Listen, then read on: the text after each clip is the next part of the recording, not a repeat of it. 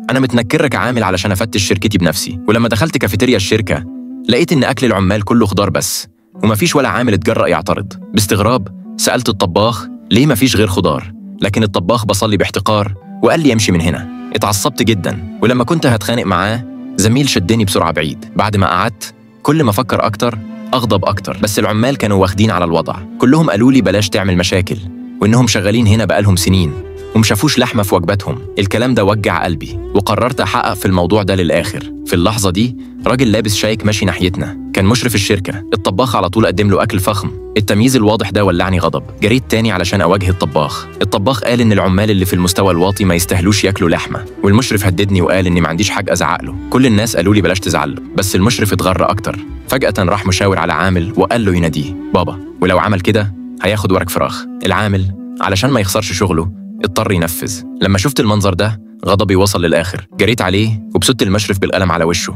الكافيتيريا كلها سكتت في ثانية، وما كانش باين غير وشوش العمال والراحة اللي حسوها. مساعد المشرف جري يلحقه، بس من الخوف من هيبتي ما قدرش ينطق بكلمة.